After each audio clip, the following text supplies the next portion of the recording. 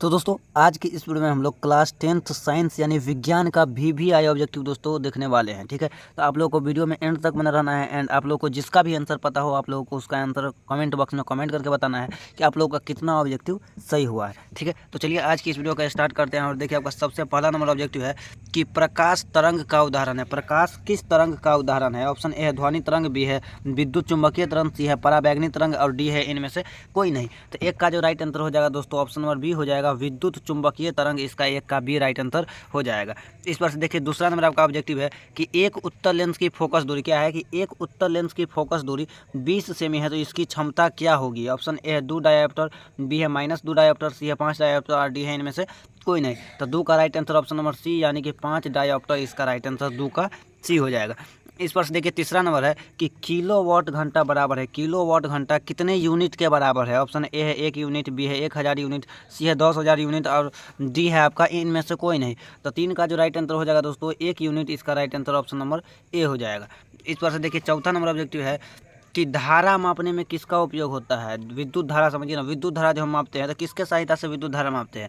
तो देखिए option A है एम्पियर, बी है आपका वोल्ट मीटर, सी है वोल्टामीटर और डी है मोनोमीटर। तो 4 का राइट आंसर दोस्तों ऑप्शन नंबर ए यानी कि ए मीटर इसका राइट आंसर हो जाएगा कि विद्युत धारा मापने के लिए हम लोग ए मीटर का उपयोग करते हैं। इस पर से देखिए पांचवा नंबर ऑब्जेक्टिव है कि निम्न में से कौन सा पदार्थ लेंस बनाने के लिए उपयोग नहीं किया जा सकता है? लेंस यानी कि चश्मा बनाने के लिए इसमें से आप किसका उपयोग नहीं कर सकते हैं? ऑप्शन ए है जल, बी है कांच, सी है प्लास्टिक और डी है मिट्टी। तो यहाँ पे जो आप देखिएगा कि मिट्टी का लेंस यानी कि चश्मा बनाने में क्या प्रयोग होगा आप ही सोचिए। तो 5 का राइट आंसर क्या हो जाएगा? ऑप्शन नंबर डी हो जाएगा। इस पर से देखिए छठा नंबर है कि 1 HP यानी कि अश्व शक्ति बराबर है 1 HP कितने वाट के बराबर होता है? ऑप्शन ए है 736 वाट, बी है आपका 746 वाट, सी है 767 वाट और डी है इनमें से कोई नहीं। तो 1 HP जो होता है 746 वाट के बराबर होता है, तो इसका option number B right answer हो जाएगा। इस पर से देखिए 7वां नंबर है कि प्रतिरोध का मात्रक होता है। प्रतिरोध का मात्रक क्या होता है? जूल या ओम या वोल्ट या इनमें से कोई नहीं। तो 7 का जो राइट आंसर यानी कि ओ बी इसका राइट आंसर, ओम इसका राइट आंसर हो जाएगा ऑप्शन नंबर बी। इस पर से देखिए आपका 8वां नंबर ऑब्जेक्टिव है कि धातुओं की प्रकृति होती है। धातुओं की प्रकृति कैसी होती है? ऑप्शन ए है विद्युत धनात्मक, बी है विद्युत ऋणात्मक, सी है उदासीन और डी है इनमें से कोई नहीं। तो 8 का right answer option number A यानी कि विद्युत धनात्मक होता है धातुओं का प्रकृति। तो आप लोग कमेंट करके भी बताइए, जिसका आपको आंसर पता हो उसका आप लोग कमेंट करके भी आंसर बताते रहिएगा। ठीक है, इस पर से देखिए 9वां नंबर है कि C6H6 का आणविक द्रव्यमान होता है। C6H6 का आणविक द्रव्यमान कितना होता है? 72 या 180 या 78 या 82। तो 9 का right answer option number C यानी कि 78 इसका राइट आंसर हो जाएगा कि C6H6 का आणविक द्रव्यमान होता है उतना। ठीक है, इस पर से 10वां नंबर है कि ग्रेफाइट होता है। ग्रेफाइट क्या होता है? ऑप्शन ए है विद्युत का कुचालक, बी है विद्युत का सुचालक। तो इसका जो राइट आंसर हो जाएगा दोस्तों विद्युत का सुचालक होता है कि ग्रेफाइट से होकर विद्युत धारा प्रवाहित करता है, इसीलिए ग्रेफाइट जो हो जाएगा विद्युत का सुचालक होगा यानी कि 10 का भी राइट आंसर हो जाएगा। इस पर से 11वां नंबर है कि क्लोरोमीथेन क्या है? कि क्लोरोमीथेन का सूत्र होता है ऑप्शन ए है CH4, बी है CH3Cl, बी है CH2Cl2 और डी है आपका C2H4। तो 11 का राइट आंसर आपका ऑप्शन नंबर बी यानी कि CH3Cl इसका राइट आंसर हो जाएगा। ठीक है, इस पर से 12वां नंबर है कि संगमरमर का रासायनिक सूत्र क्या है? ऑप्शन ए CaCO3, बी है MgCO3, सी है Ca×HCO3 का होल 2, बी है आपका MgHCO3 का होल 2। तो 12 का राइट आंसर CaCO3 यानी कि option number A right answer 12 का ए राइट आंसर हो जाएगा। इस पर से देखिए आपका 13वां नंबर है कि निम्न में से कौन विजातीय पदार्थ है? इनमें से कौन विजातीय पदार्थ है? ऑप्शन ए है चूना पत्थर या खड़िया या संगमरमर या नमक। तो 13 का राइट आंसर हो जाएगा दोस्तों नमक यानी कि ऑप्शन नंबर डी 13 का राइट आंसर हो जाएगा। इस पर से 14वां नंबर है कि तत्वों के क्या है? कि तत्वों के आवर्त वर्गीकरण में अष्टक सिद्धांत दिया गया है।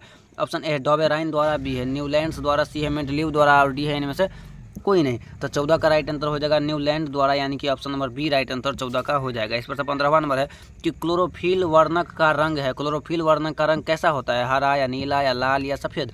तो 15 का राइट आंसर दोस्तों हरा यानी कि option number A right answer इसका 15 का हो जाएगा।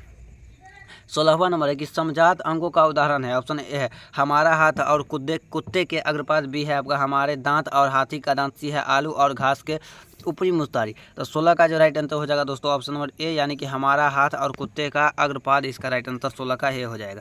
इस पर से देखिए 17वां नंबर है कि आहार नाल का सबसे लंबा भाग है। आहार नाल का सबसे लंबा भाग क्या है? ग्रसनी या आमाशय या छोटी आंत या ग्रासनली। तो 17 का राइट आंसर दोस्तों छोटी आंत यानी कि option number C right answer हो जाएगा।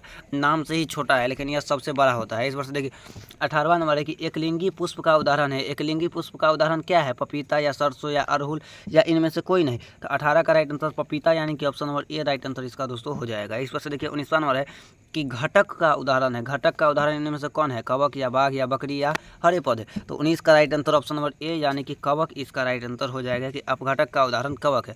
इस पर से देखिए आपका 20वां नंबर ऑब्जेक्टिव है कि मानव जनन अंग क्या है? कि मानव जनन अंग किस आयु में परिपक्व एवं क्रियाशील होता है? 12 या 18 या 24 या 30। तो 20 का राइट आंसर दोस्तों ऑप्शन नंबर ए हो जाएगा यानी कि 12 इसका राइट आंसर हो जाएगा। तो अभी तक हम लोग टॉप 20 ऑब्जेक्टिव देख चुके हैं। तो आप लोग कमेंट करके बताइए कि आप लोगों का इसमें से कितना ऑब्जेक्टिव अभी तक सही हुआ है। ठीक है, तो आप लोग कमेंट करके बताइए कितना ऑब्जेक्टिव सही हुआ है। और देखिए आपका 21वां नंबर है कि विद्युत धारा उत्पन्न करने वाली युक्ति को क्या कहते हैं? विद्युत धारा उत्पन्न करने वाली युक्ति को क्या कहते हैं? जनित्र या गैल्वेनोमीटर या एमीटर या इनमें से कोई नहीं। तो 21 का राइट आंसर जनित्र यानी कि option number A right answer इसका हो जाएगा। इस पर से 22वां नंबर है कि ऊर्जा का एसआई मात्रक होता है। ऊर्जा का एसआई मात्रक क्या होता है? कैलोरी या जूल या ताप या कोई नहीं। तो 22 का राइट आंसर दोस्तों आपका इसका जूल इसका राइट आंसर बी हो जाएगा कि ऊर्जा का एसआई मात्रक जूल होता है। इस पर से देखिए 23वां नंबर है कि निम्न में से किसका अर्थ जल होता है? पेट्रो या टर्बो या नाइट्रो या हाइड्रो। तो हाइड्रो याद रखिएगा कि हाइड्रो का अर्थ क्या होता है? तो जल होता है, याद रखिएगा।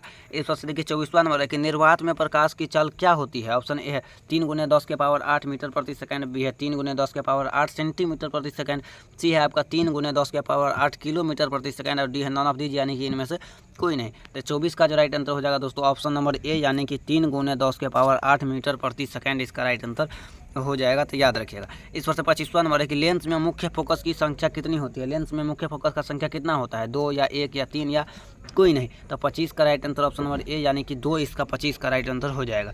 इस पर से देखिए 26वां नंबर है कि साग सब्जियों का क्या है? 26वां नंबर कि साग सब्जियों का विघटित होकर कंपोस्ट बनना किस प्रकार की अभिक्रिया है? ऑप्शन ए है अवक्षेपण, बी है ऊष्माक्षेपी, सी है ऊष्माशोषी और डी है संयोजन। तो 26 का राइट आंसर ऊष्माक्षेपी यानी कि option number B right answer इसका दोस्तों हो जाएगा। इस पर से देखिए 27वां नंबर है कि उपचयन वह प्रक्रिया है जिसमें ऑप्शन ए है ऑक्सीजन का योग होता है, बी है हाइड्रोजन का योग होता है, सी है इलेक्ट्रॉन का त्याग होता है और डी है कि इनमें से सभी होता है। तो इसका राइट आंसर दोस्तों ऑप्शन नंबर डी यानी कि इनमें से सभी इसका राइट आंसर हो जाएगा। इस पर से 28वां नंबर है कि विद्युत अपघटन में इलेक्ट्रॉन मुक्त होता है। ऑप्शन ए है एनोड पर, बी है कैथोड पर, सी है दोनों पर और डी है इनमें से कोई नहीं। तो 28 का जो राइट आंसर हो जाएगा दोस्तों ऑप्शन नंबर ए यानी कि एनोड पर जो है विद्युत अपघटन का इलेक्ट्रॉन मुक्त होता है। इस पर से देखिए 29वां नंबर है कि सक्रिय श्रेणी में क्या है? कि सक्रिय श्रेणी में सबसे अधिक क्रियाशील धातु है। ऑप्शन ए है एयू, बी है NaC है Hg और डी है Cu। तो 29 का राइट आंसर दोस्तों ऑप्शन नंबर डी हो जाएगा यानी कि Cu यानी कि कॉपर इसका राइट आंसर हो जाएगा। इस पर से देखिए 30वां नंबर आपका ऑब्जेक्टिव है कि एल्कीन श्रेणी में क्या है? 30वां नंबर कि एल्कीन श्रेणी में सदस्यों का सामान्य सूत्र होता है। ऑप्शन ए है CnH2n, बी है CnH2n+2, सी है आपका CnH2 और डी है CnHn। तो 30 का right answer option number A यानी कि CnH2n इसका राइट आंसर हो जाएगा। तो अभी तक हम लोग 30 ऑब्जेक्टिव देख चुके हैं दोस्तों। तो आप लोग बताइए कि आप लोग का इस 30 यानी कि 30 में से कितना ऑब्जेक्टिव अभी तक सही हुआ है। ठीक है, चलिए आगे चलते हैं और देखिए आपका नेक्स्ट है कि 1 PM क्या है? कि 1 PM यानी कि पिकोमीटर बराबर होता है, 1 PM बराबर होता है। ऑप्शन ए है 10 का पावर -12 m, बी है आपका 10 का पावर -10 m, सी है 10 का पावर 12 m और डी है 10 का पावर -6 m। तो 31 का जो राइट आंसर हो जाएगा ऑप्शन नंबर ए इसका राइट आंसर हो जाएगा। इस वर्ष देखिए 32वां नंबर है कि निम्नलिखित में से नर युग्मक कौन है? ऑप्शन है शुक्राणु, बी है अंडाणु, सी है योनि और डी है फैलोपियन नलिका। तो 32 का right answer option number A यानी कि इसका शुक्राणु इसका राइट आंसर 32 का ए हो जाएगा। इस पर से 33वां नंबर है कि जिब्रेलिन है। जिब्रेलिन क्या है? एक हार्मोन है या वसा है या एंजाइम है या कार्बोहाइड्रेट है? तो 33 का राइट आंसर दोस्तों हार्मोन हो जाएगा यानी कि जिब्रेलिन जो है यह एक हार्मोन है। तो 33 का right answer option number A हो जाएगा। 34वां नंबर है कि पादप में फ्लोएम उत्तरदायी है। पादप में फ्लोएम का क्या काम होता है? ऑप्शन ए है जल संवहन यानी कि जल को ऊपर से नीचे और नीचे से ऊपर ले जाता है। इस पर से बी है आपका भोजन संवहन, सी है एमिनो अम्ल संवहन और डी है ऑक्सीजन का वहन। तो 34 का right answer option number B यानी कि भोजन का संवहन इसका राइट आंसर हो जाएगा कि फ्लोएम का कार्य क्या होता है? भोजन का संवहन कर। इस पर से देखिए 35वां नंबर है कि पत्तियों का मुरझाना किस हार्मोन के कारण होता है? पत्ती मुरझा जाता है किस हार्मोन के कारण? ऑप्शन ए है आपका ऑक्सीन, बी है जिब्रेलिन, सी है साइटोकाइनिन और डी है एब्सिसिक अम्ल। तो 35 का जो राइट आंसर हो जाएगा दोस्तों एब्सिसिक अम्ल यानी कि option number D right answer इसका हो जाएगा। इस पर से 36वां नंबर ऑब्जेक्टिव है कि दो तंत्रिका कोशिका क्या है? कि दो तंत्रिका कोशिका के मध्य खाली स्थान को कहते हैं। ऑप्शन है ध्रुवीमिका, बी है सिनेप्स, सी है एक्सॉन और डी है आवेग। तो 36 का right answer option number B यानी कि सिनेप्स इसका राइट आंसर हो जाएगा। इस पर से देखिए 37वां नंबर है कि अलैंगिक जनन मुकुलन द्वारा होता है। ऑप्शन ए है अमीबा में, बी है यीस्ट में, सी है प्लाज्मोडियम में और डी है मलेरिया परजीवी में, तो 37 का राइट आंसर ईस्ट में हो जाएगा, यानी कि 37 का भी राइट आंसर हो जाएगा। इस पर से देखिए आपका 38वां नंबर है कि प्रकाश की किरणें गमन करती है। प्रकाश की किरणें गमन करती है सीधा रेखा में या टेढ़ी रेखा में या किसी भी दिशा में, या इनमें से कोई नहीं। तो याद रखिएगा कि प्रकाश की किरणें हमेशा ही सीधी रेखा में गमन करती है। इस पर से 39वां नंबर है कि हजामत के लिए किस दर्पण का उपयोग किया जाता है। अवतल दर्पण का या उत्तल दर्पण का या समतल दर्पण का या इनमें से कोई नहीं। तो याद रखिएगा हजामत तो दाढ़ी बनाता है, उसमें वह अवतल दर्पण का उपयोग करता है, यानी कि ऑप्शन नंबर ए इसका राइट आंसर हो जाएगा। ठीक है, दाढ़ी बनाने में किस दर्पण का उपयोग किया जाता है, तो अवतल दर्पण का उपयोग किया जाता है। देखिए इस पर से नेक्स्ट है कि सर्च लाइट का परावर्तक सतह होता है उत्तल या अवतल या समतल या इनमें से कोई नहीं। तो 40 का राइट आंसर हो जाएगा दोस्तों ऑप्शन नंबर बी, यानी कि समतल इसका राइट आंसर हो जाएगा। इस पर से 41वां नंबर है कि निम्न में से किसका उपयोग खाना बनाने वाला ईंधन में नहीं होता है। ऑप्शन ए है CNG, बी है आपका LPG, सी है बायोगैस और डी है कोयला। तो 41 का जो राइट आंसर हो जाएगा दोस्तों ऑप्शन नंबर ए इसका राइट आंसर हो जाएगा कि CNG का उपयोग खाने बनाने में नहीं किया जाता है। इस पर से देखिए नेक्स्ट है आपका कि डायनेमो यांत्रिक ऊर्जा को किस ऊर्जा में परिवर्तित करता है। ध्वनि ऊर्जा में या विद्युत ऊर्जा में या सौर ऊर्जा में या इनमें से कोई नहीं। तो 42 का राइट आंसर ध्वनि ऊर्जा में, यानी कि ऑप्शन नंबर ए इसका राइट आंसर हो जाएगा। इस पर से 43वां नंबर है कि घरों में क्या है, 43वां नंबर की घरों में विद्युत से दुर्घटना किसके कारण होती है। फ्यूज तार के कारण या शॉर्ट सर्किट के कारण या उच्च धारा प्रवाह के कारण या इनमें से किसी के कारण नहीं। तो इसका जो राइट आंसर हो जाएगा दोस्तों शॉर्ट सर्किट के कारण, यानी कि option number B right answer 43 का हो जाएगा। इस पर से 44वां नंबर है कि आँख व्यवहार होता है। आँख किसके जैसा होता है। आँख जो होता है ऐसे जो आँख होता है या किसके जैसा होता है, अवतल दर्पण जैसा या उत्तल लेंस की तरह या समतल दर्पण की तरह या इनमें से कोई नहीं।